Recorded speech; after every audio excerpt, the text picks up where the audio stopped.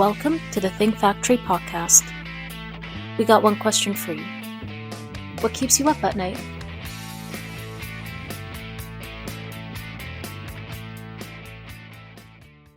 Hello, and welcome back to the Think Factory, the podcast where we explore ideas, systems, and stories shaping how we live and work and how we can do it better. I'm your host, Susan Kleiner with OGC Solutions, and I'm here today with Jessica Cantin, CEO of Food for Free, one of the country's pioneering food rescue organizations. Jessica's work challenges how we think about hunger, waste, and dignity, and asks us to look beyond charity towards sustainable, systemic solutions. Jessica brings both professional expertise and her own personal experience to her leadership, and I'm excited to dig into how these perspectives help shape her vision for impact. This is a conversation about food, but it's also about people, policy, and possibility. Welcome, Jessica, to the podcast. Thank you. So great to be here. I'm so glad that you made the time for us. So can you tell the audience, what is Food for Free? What does it do? And how is it different than what people might think it is based on its name? Yeah, so Food for Free started in 1981 in Cambridge, Massachusetts as a group of friends who wanted to rescue food that was being thrown away from a local grocery store. And they quickly realized that there were people in their community experiencing hunger. And so they started to distribute this food to those people. And then over time, it just continued to evolve and grow into a movement. And then during the pandemic, we grew even larger to begin to source food. So not just recovering it from retail outlets, but sourcing it from the Greater Boston Food Bank and the Boston area gleaners. And so our difference in the food system is we're incredibly focused on sourcing fresh produce. In fact, almost 70% of what we distribute is fresh produce, minimally processed food, and also culturally appropriate food. So we really listen to the communities we serve about what they need, and we try to source based on that. Can you give me an example while you're about, the cultural appropriate food? Tell me a little bit about how that works. For example, when we were recently planning some purchase buys for this coming year, we were talking about beans, and it's interesting because there are many communities of people that don't eat canned beans, and I just learned this myself within the last 3 years working at Food for Free. So if we get a bunch of canned beans from a food source, they'll likely just sit on the pantries, community center, and other community outlets shelves that we bring them to. So we decided to ask, what's the deal with canned beans? And they said, well, we prefer dry beans. And so dry beans were hard to come by. So we started to purchase them and pack them. We purchased them in surplus in big burlap bags, and we would pack them in our warehouse and distribute them. And now they're flying off the shelves of the places we bring them to. That's so interesting and makes so much sense. And also buying in bulk, I think that that's a big part of what sets your organization apart is that, you're bigger, you're not like a food pantry, right? Yeah. A lot of people don't realize that many food pantries are operating out of add-ons to community programs, or they're operating out of church basements or other faith-based centers in our country, and they're run by volunteers, and these volunteers don't have access to the right refrigeration to store volumes of food. They may not have access to transportation to safely move the food, and so that's where Food for Free comes in. We have a fleet of 5 trucks and vans, and then we deliver. We have the cold storage to store the food properly. Our trucks are refrigerated, our vans are refrigerated, and we can move the food safely to where it needs to go. But what this also does is ensures that there can be healthy food in that equation. And that's, I think, sometimes why you see a lot of pantries with processed, canned, or boxed food, because they don't have the proper storage mechanisms for the perishable things like healthy proteins, produce, and dairy items. Right. And not to pick on food pantries, because obviously they're so important. So important in connecting people with food insecurity. But another, I think, really important point, and kind of goes into nonprofits in general, is that, your organization is not, I'm sure you have volunteers that help out, but you are relying on paid staff to assist with really these logistical issues. I mean, Yes. can you speak to that about how important it is, I think, in general, for nonprofits to hire, and maintain and develop a skilled workforce? Yeah. We were talking about this at a different time when you and I connected, and I think what we're talking about here is a double bottom line. Like, nonprofits are essentially running a business, and that business requires a talented workforce. And when I'm doing development and fundraising work, I'm essentially doing sales. And so volunteers are the heart of what a lot of nonprofits do. For example, like, we have 140 volunteers in our warehouse a week, packing boxes and helping us get the food together so we can ship it to the places it needs to go. However, like, we also need a talented workforce to ensure that we can move that 6.5 million pounds of food efficiently and getting it to the right places at the right times. And so oftentimes I think people are under the impression that nonprofits are nice to have and they can be run by volunteers, but many nonprofits rely on a smaller workforce to get big work done. Absolutely. And I think that you teach some courses at Southern New Hampshire. Yeah, my notes are a little off. Yeah. What do you teach? Teaching is another passion of mine. I've been teaching in various institutes of higher ed throughout New England since 2011. But I've been teaching at Southern New Hampshire University since 2017, and I teach human services, organizational systems, and some other courses related to human services. But that course in particular talks about what I was just discussing about the double bottom line. And what I love about it is my students are often entering the field or at their midway point in their career where they've been in a direct service position. And this course really teaches them about the administration of human services and how to make, and the business side of it. And so the business side of it is often not what we like to talk about, but it is necessary because so many communities rely on nonprofits to keep their communities running and going. Well, and ultimately, a nonprofit is a business. Yes. It's a business. And yes. I think that you're right, that we don't always think in terms of that. And I know from my own experience, I went to law school, but nobody taught me sales. Nobody taught me business. Nobody taught me, any of this important stuff, which is, kind of an interesting thought. Although, in the law, people expect it to involve business. I think it's different for nonprofits. People think it's all about feeling good, and the feel good mission. And obviously, the mission is important, but what do they say? No margin, no mission. Ultimately, at the end of the day, you're a business. Yes. So I just want to go back for a minute because this really blew my mind, kind of going more to the mission. I wanted to talk for a minute about food insecurity. And, I know that, when we spoke, we talked about how the fact that, in the United States, in New England and in the United States, it is absolutely a solvable problem. And yes. I think that you and your leadership and your expertise in your organization are particularly poised to talk about this. And so could you share with our audience for a moment a little bit about the problem and the solution? Yeah. So I think one thing that is very astounding to me is that 40% of the food that we produce in our country is thrown away every day. And yet we have so much hunger and food insecurity and nutrition insecurity running rampant through our country. And so for me, I think hunger is a very solvable problem. What we are lacking is the will to solve the issue, right? And so certainly models like Food for Freeze and the work that our peer organizations are doing in the hunger space are getting at that. I think the face of hunger is changing as food costs and grocery costs rise.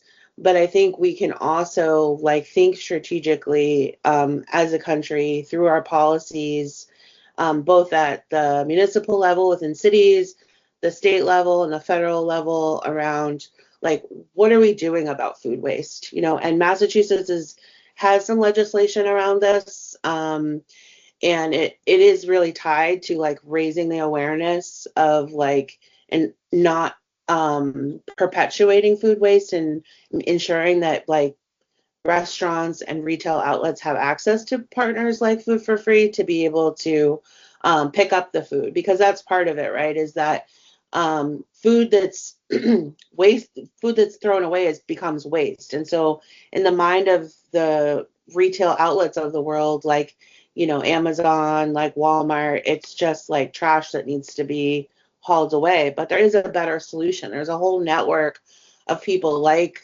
and organizations like Food for Free across the country willing to recover it, and so in the absence of policy, though, and the absence of conversation, we're just thinking about hunger as something that happens to somebody versus something that we can solve as a country together.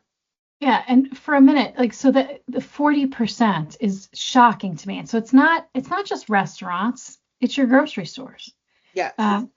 And correct me if I'm wrong, but my assumption too is that in addition to just being wasteful, it also must have an environmental impact. Yes, it actually has an environmental impact in that, especially with food that's heavily processed, is it does let off some methane gases into the environment when it's like quote unquote decomposing in the waste in the landfills. But then there's also, think about the emissions of it all, like the fuel that it takes to transport this food to where it needs to ultimately end up, the human cost of it. Think about yourself as someone working in a production facility producing food and like not getting a livable wage and having to like watch this food go into the trash every day, and you can't take it home because of policies within the company that are tied to all of these things around mitigating legal risk. So we can definitely do better as a society. For sure. Now, I heard you say earlier that food insecurity is becoming more prevalent as grocery prices rise. And I don't know, is there any, obviously, it's happening real time. Is there any statistics or studies about that and the impact that that's projected to have? Yeah, I mean, I think when I think about statistics and studies, it's in the area of work that I'm in, the communities that I'm the Food for Free is serving in Greater Boston in Massachusetts.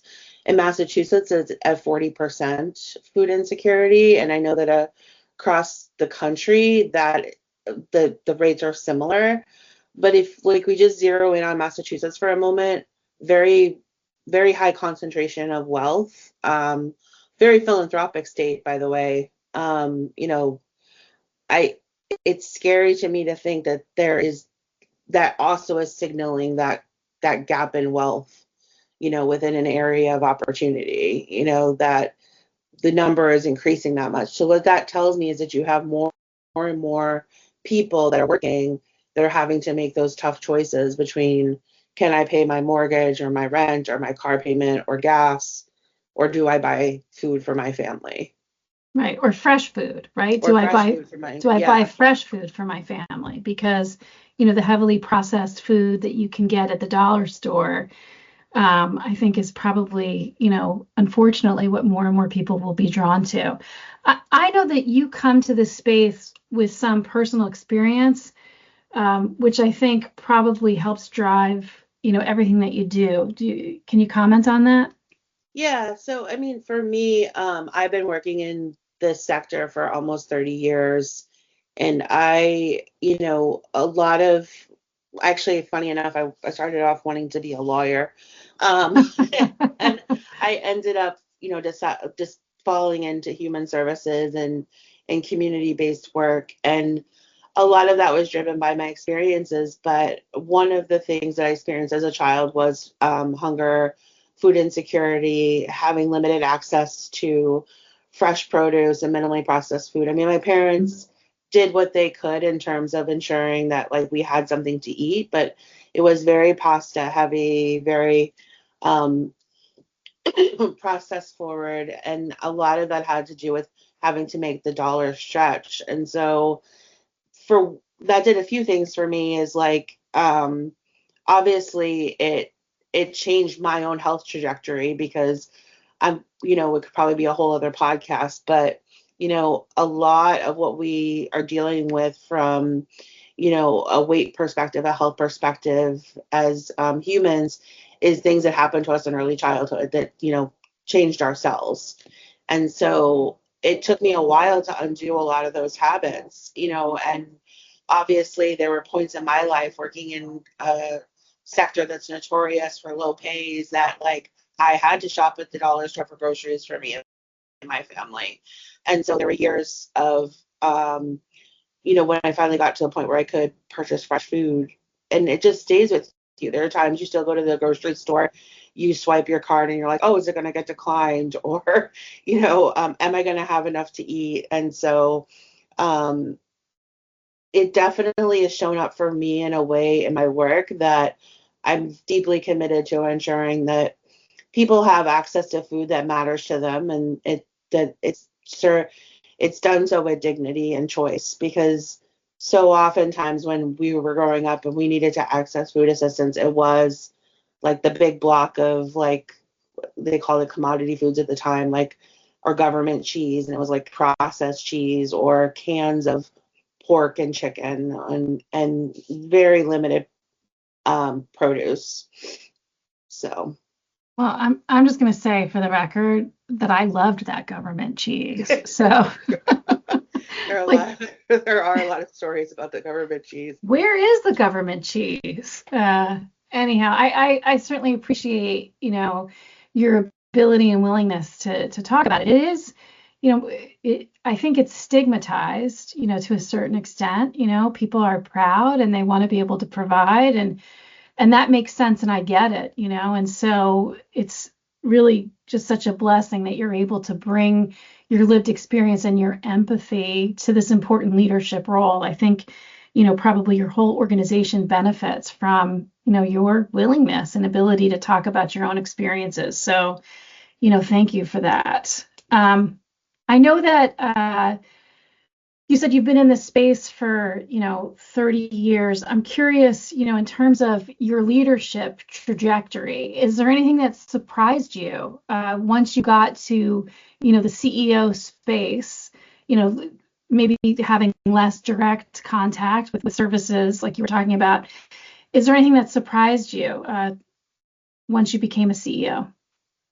I think what surprised me the most was how real the imposter syndrome is. Like, I think initially you are feeling like you've arrived and that you've accomplished something great, and then there's this period of time where you go through almost this identity shift where you're like, am I this person that everybody needs me to be? Am I this person that I'm projecting to be? And I always joke around and say there are times when people introduce me and I still look around in the room to see who they're talking or about or who the adult is, because like, and those feelings like never, I think, leave. And I think especially prevalent for women. I mean, I've been in professional networking spaces where someone asks me what I do at my organization and I say, oh, I'm the CEO. And they're like, oh, good for you. And I'm like, my immediate thought is like, good for me. Like, what does that mean? Would they ever say that to a man, for instance, or an older man, for instance? Like, I worked hard for this. I achieved this. Like, this didn't come by, some sort of gift that landed on my lap. There was hard work and hustle involved. And so at this stage of my life, I've gotten a little bit wiser, a little bit calmer, a little bit more grace.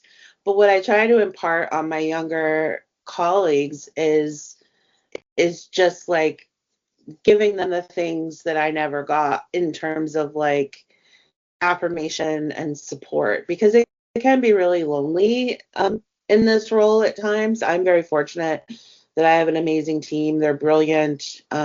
We've worked very well, very cohesively. I'm not a hierarchical leader, so that definitely helps. But I think it all really comes back to like giving yourself the grace and space to also grow and evolve.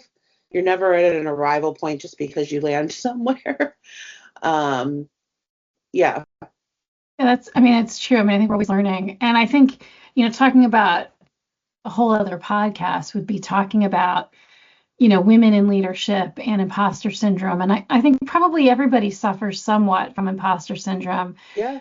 but I'm sure it's more for women. And also, like you said, not helped when people are, challenging, or say challenging comments. I know for me, it was many years before, I walk into a law firm with a litigation bag, and this big bag, how many times I would walk into the reception area and people would assume that I was the court reporter versus the attorney that was taking the case. So not that there's anything wrong with being a court reporter, because there's not, but I don't think men always get those questions. It's a lot of assumptions. Yeah.